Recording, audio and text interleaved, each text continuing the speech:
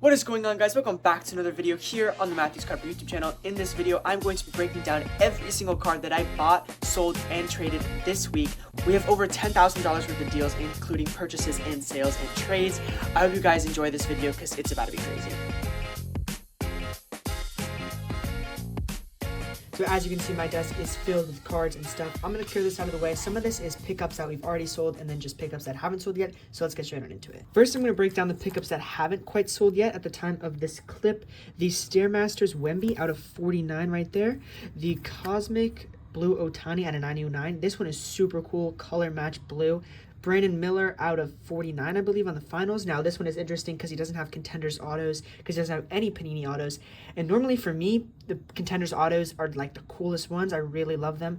So I guess this is kind of like the next best thing, although this is like a really cheap card. This is like $20, $25. I still think it's pretty cool. And then another interesting one, because it's Arena Club, this is the Chipper Jones Dynasty 1010 patch auto.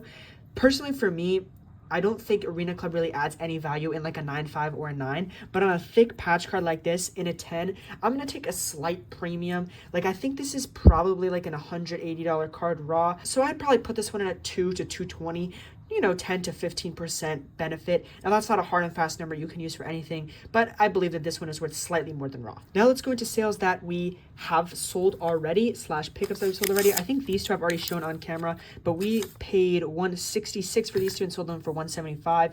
This one was consistently selling at $125, but then had like a $66 comp and nothing new since. So I know I'm still making like $10, and that price is after shipping, so $9, I guess. As you guys know, I'm not really here to penny pinch and eke out as much profit. If I have the card for more than like a week and it's not selling, it probably means I have a bad price. So I'll make a little bit as I can and I'll move on from it. So that's just some advice that I have. Don't try to penny pitch, because in today's market, things sell really fast. So in my opinion, at least, if it's not selling, it's not a good price. Next is a really thick one here. This one is probably the biggest. I've never owned a slab like this, but this is the Bird Eminence Diamond Auto to 10. This one we sold for $350 and sold it for $360 after shipping. Kind of the same thing here with this one. I got like 4 $340 offers. I ended up paying $350, as you can see, and I wasn't quite getting exactly what I wanted. Shopping it around to a few people around the $350, $340 range. And you'll notice a trend here, a bunch of Arena Club slabs. I ended up picking a lot up of them. This one paid $151, ended up selling it for $175 after shipping. So a healthy $24 profit there. This one is out of 30 and game used. Went to them for about $715, $720, something around that range. So a nice $70 profit here. Next, another one card lot. Same thing here with those Ant and Shaq. It wasn't really moving as well as I hoped it would, although it's still a really cool card. DK Flawless out of 3. Paid $284 after shipping. We're gonna net $295. So again, I'm still making money. Can't go broke making a profit. That's the expression I kind of live by right now. Raw's about $400 to $450. But at the same time, it makes it a harder move because it's such a big slab that it's harder to display for a collector. Then we have a stained glass LeBron PSA 10. This one has really interesting sales. The last 2 or 3 were like $360. Then it sold twice at like $230, and then it sold 2 more times at $260. So when I had bought it, the comps were the $230 to $360, so I kind of valued it at like $275 because there were 2 in a row at $230. Let's move on to our final recap to see how much profit we made this week. Then we have a nice big lot going out to the Ryan's Card Discord. You can see just about a $200 profit on this one. There's a buyer in there named Rambro42, and I think he's on Instagram too, but I'm not sure the Instagram name. But when I tell you he buys like anything in like the 50, maybe even 30 to like $250 range, pays like 90%. It's incredible. I would really recommend joining the Discord, not just because he's in there, but because there's incredible buyers in that Discord, and I managed to get really good prices for this stuff. But let me show you exactly what we sold here. The Allen Iverson number to 215 on the back. Award-winning Lillard auto. That's for Rookie of the Year, if I'm not mistaken. Yeah. Gary Payton Flawless out of 5 auto. A Reggie Miller. I don't know if this is a rookie or not, but this is a lot more expensive than I thought it was. This is like a $200 card or something like that. Genuinely surprised me how much this was.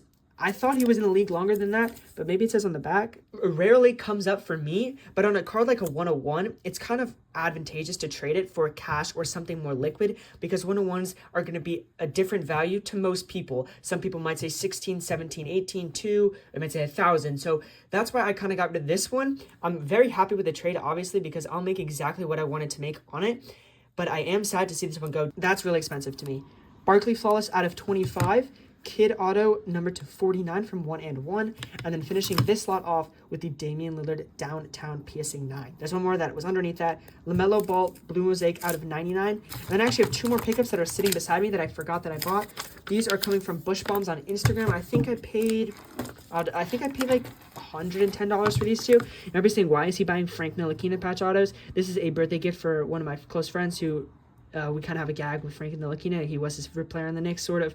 And so that one's going to be going to him. And then a PC pickup for myself. Number 225, Tyrese Maxey, 3-color patch. I don't even know what this one comes for. It's like $60, I think. Just really quick, selling one more lot before I package everything up. This one's going to Bush Bombs, who we just bought the Frank and the Maxey from. Stair Masters out of 49 Wemby, the Cosmic out of 99 Otani, Miller out of 49, the Manning auto, and the Chipper Jones auto. Sold those for $7.95. No, it doesn't. I'm not sure. If this is a rookie card, let me know in the comments, because today is January 10th, and as you can see, we have some really cool pickups just sitting here on the table. Starting off with the Shea 101 Immaculate Laundry Tag Patch. This is game used from 2020. Just a beautiful card. Probably the hottest player in the league in terms of market value, and the team itself is just on fire as well. I paid $1,400 for this one. I'll put up the sales that I saw that allowed me to get to that value. I think it's worth somewhere between 17 to 18, being that the sales that I'm showing you are in the offseason, and obviously this team is way up since then. Even though he was way up last season and the season before, he's just taken it to a whole other level in terms of his market. So this is a really cool one. I'm hoping to get at least $1,500 for it. Ideally, I get closer to 16 or 17, but I'd be happy with $1,500 on that one. Then moving on to this 2-card lot, these two right here. I paid $365 for these two, if I'm not mistaken, or no, that doesn't sound right. I think I paid $565. I don't know. I'm gonna put it up on screen because I'm having a little bit of a brain fart right now. This one is like worth $250-ish. I think a PSA 8.5 did like $235, and it's at a 25. Probably could get like $275 on eBay for it just due to the rarity. I think the 2009 or 7 or like one of the other years, I'll put it up on screen, did like closer to 300 if I'm not mistaken. So I think this one is going to be worth more than the last sale. And then this one I'm pretty sure is worth like 450. So this one doesn't have the greatest eye appeal, which if you don't know vintage too well, and I'll be honest, I don't do vintage very often, but as you can see, it's got like a crease there. This corner is pretty, and obviously it's a 1.5, so it's not gonna have the greatest eye appeal, but the general surface of the card is fine. But compared to some of the other 1.5s I was seeing, they don't have as bad corners, and it's mostly like a crease or something like that. So I'm not sure what affects vintage value the most. If you guys are into vintage and do stuff like that, comment down below. Is that really what affects the value, or is it a good version of a 1.5 because the center is clean? I'll show you guys the back as well. Just curious on the opinion, just trying to learn more and hopefully educate other people through you guys. So let me know what you think there. And then this card we sold for $370 on Instagram, paid $360 for it. Would have liked to get more, probably overpaid. There were a couple higher sales and I didn't look back far enough. This card, you know, can go anywhere from like $380 to $450, and when I purchased it, most of the sales were between $425 and $450. But if I just scroll back like 2 weeks, they would have been closer to like the $380 range. So ended up overpaying slightly on this one, but made $5 on it, so can't complain there. That's gonna be it. Let's see what we do next. Today is Saturday, January 11th. We have some pickups and some sales. So all the pickups are actually sold. So starting off with the Topps Chrome LeBron James, paid $608 for this one. Had to cover some fees as it came in from Canada. So ended up selling this one for $630 or $620, like 7 after shipping. So gonna make $20 on this one. This Dennis Rodman, actually I bought these two together, paid $350 for the pair. I sold this one for $190 after shipping and this one for $180 after shipping, so a $20 profit. These two are both really sick cards. Rodman is game used out of 25 from 2015. You don't really see the old National Treasure stuff like this, and then you can't go wrong obviously with an All-Star Hall of Fame caliber player, flawless autograph. So really cool. Pick these two and this up off the Ryan's Card Discord. The link again is in the description if you guys want to check it out. I always post my inventory there, and there's obviously really cool stuff. Someone wanted to come up the extra $10. This one I think really adds a lot of value in the grade in 810. The silver bar variation in a PSA 5 did the same as it did raw, so I think this 8 really does increase the value a lot. But then when I got it in hand, I checked the comps again before I sold it, as I usually do, just to make sure I'm not over the comp. But in this case, I was well under it. So I ended up selling it for $285, which again is a nice, healthy $60 profit. I said that I paid $1,400, and I was looking to maybe get 15, ideally 16, but as close to 15 as I can get, I'll be happy with. I ended up moving it for a cash in trade deal, and I want to give you guys my thought process on it. So I traded this for $1,400 cash and a Giannis Flawless Diamond out of 10. Now this card has comps sealed at around 150 to 200, but as you can see, this one unfortunately is not sealed. So I think I could easily get 100, no problem, probably 125, maybe even the 150. So that would basically take the 1,400 plus whatever I get for the Giannis is going to easily be over 1,500. So it's basically like I'm getting the Giannis for free and all of it is profit. That is something that then we sold these two for $605, I believe. I don't remember what we paid or I paid $565 if I'm not mistaken. So minus the cost of shipping, we'll make around $30 to $35 on these two. I think we just picked these up in the last clip. So again, moving stuff quickly is always my goal. Quick cards in, quick cards out, make my 20, 30 bucks. Like on these made 20, on these made 30. And that's all I'm really looking for. And with this one, obviously this is the big one that we picked up in this video so far, just because of how sick of a card it is. Game use of one of the best players in the league right now. But again, good profit on this stuff and a super sick trade. I ended up purchasing it. Let's see what we do next.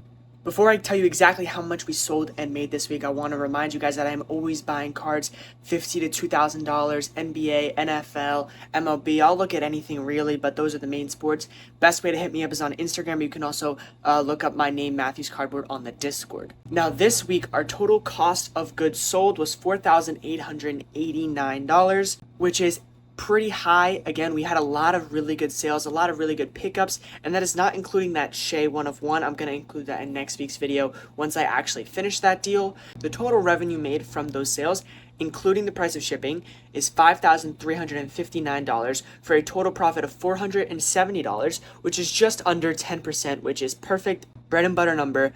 I am quite happy with this week. Again, I had some really good pickups that I was able to get at really good prices and sell them for really good prices. What I've noticed this week, and my mindset again, is just quick sales. As much as I can buy, as much as I can sell. These people, sometimes I think to myself, how are people paying so strong on these cards? And it's not like they're going for $100 flips, $50 flips on $100 cards. They're just going for $5. But if they can do that 50 times in one day, as opposed to waiting, 2 weeks to find that amount of cards to get $50 flips, it makes it so people will want to sell to you because you pay stronger and you can maximize your revenue because you're selling more. So that's kind of my opinion on everything. Let me know your thoughts about what you guys try to sell at. And just a reminder, my Instagram, eBay, and the Discord are all linked in the description. I hope you guys enjoy this one. I'll see you guys in the next one. Peace.